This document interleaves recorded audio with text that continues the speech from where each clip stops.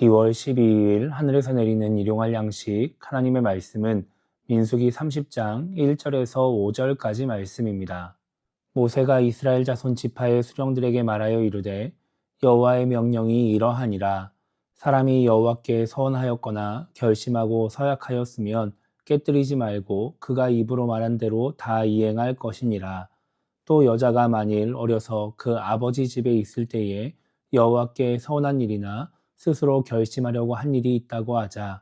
그의 아버지가 그의 서원이나 그의 결심한 서약을 듣고도 그에게 아무 말이 없으면 그의 모든 서원을 행할 것이요 그가 결심한 서약을 지킬 것이니라. 그러나 그의 아버지가 그것을 듣는 날에 허락하지 아니하면 그의 서원과 결심한 서약을 이루지 못할 것이니 그의 아버지가 허락하지 아니하였은즉 여호와께서 사하시리라. 아멘. 오늘 우리가 읽은 말씀은 여자가 아무런 대가 없이 서원을 물을 수 있는 방법에 대해 기록하고 있습니다. 하나님은 하나님께 서원한 것에 대해 꼭 지키도록 하십니다. 서원한 대로 이행하지 못한다면 그에 합당한 대가를 치르도록 예물을 바치도록 하시죠. 그래서 레위기에는 서원을 대신하기 위해서 예물을 바치도록 하는 말씀이 기록되어 있습니다. 내 마음대로 예물을 드리고 서원을 대신하는 것이 아니라 하나님의 말씀에 따라 합당한 대가를 치러야 서원을 이행한 것으로 인정해 주시는 것입니다. 이것이 서원에 대한 가장 기본적인 기준입니다. 오늘 2절 말씀은 사람이 여호와께 서원하였거나 결심하고 서약하였으면 깨뜨리지 말고 그가 입으로 말한 대로 다 이행할 것이니라 이렇게 말씀하십니다.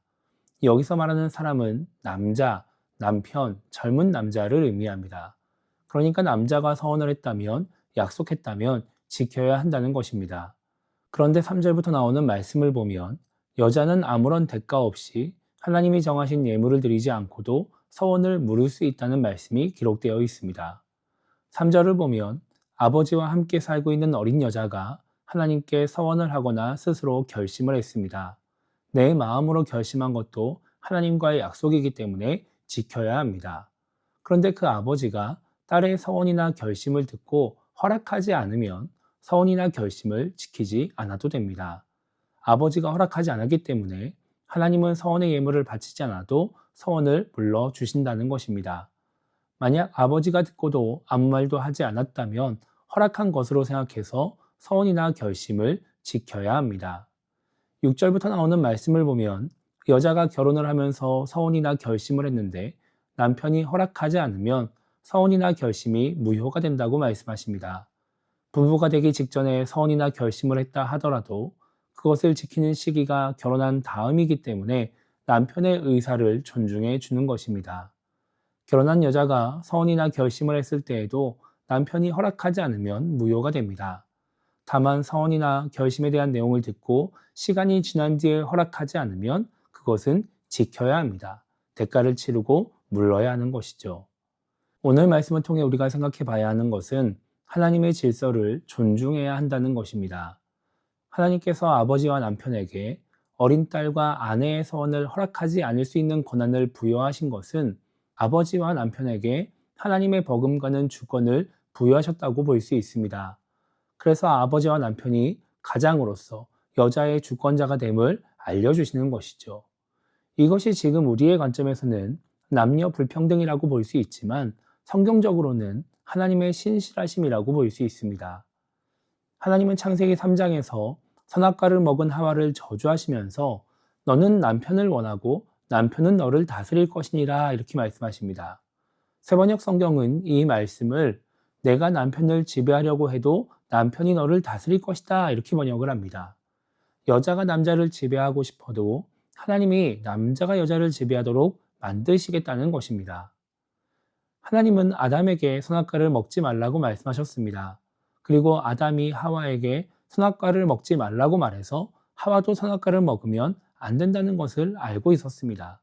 그런데 하와가 아담의 말을 듣지 않고 선악과를 먹습니다.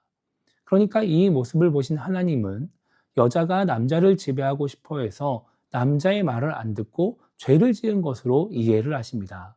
그래서 하나님의 능력으로 여자가 남자의 다스림을 받는 저주를 내리시는 것입니다. 그리고 그 저주가 오늘 민수기 30장까지 이어지면서 남자가 여자의 주권을 갖는 질서가 세워지게 되는 것입니다. 이런 상황 속에서 서원을 한 어린 딸과 아내가 하나님이 세우신 질서를 존중해서 아버지와 남편에게 말을 한다면, 그리고 그들의 주권을 따른다면 서원을 했음에도 불구하고 아무런 대가를 치르지 않고 아무 일도 하지 않아도 됩니다. 서원을 지키기 위해 수고하고 애를 쓰지 않아도 된다는 것입니다. 그런데 하나님의 질서를 무시하고 내 마음대로 하려고 하면, 그래서 아버지와 남편의 주권을 무시하면 서원의 대가를 치러야 합니다. 물질적으로든 영적이든 무언가 손해를 보고 힘든 일을 해야 된다라고 하는 것이죠. 우리가 믿는 하나님이 전능하신 하나님이라면, 그래서 하나님이 기적을 행하시고 이 세상 만물을 주관하시는 분이라고 한다면, 우리는 하나님이 만드신 질서, 하나님의 뜻을 거스르면 안 됩니다. 우리가 그 뜻에 순종한다면, 하나님이 만드신 질서에 순종한다면 우리는 평안하고 행복한 삶을 살 수 있습니다. 그것이 하나님의 질서를 존중하는 자에게 주어지는 은혜입니다. 그래서 오늘 하루를 시작하며 우리가 이렇게 기도했으면 좋겠습니다.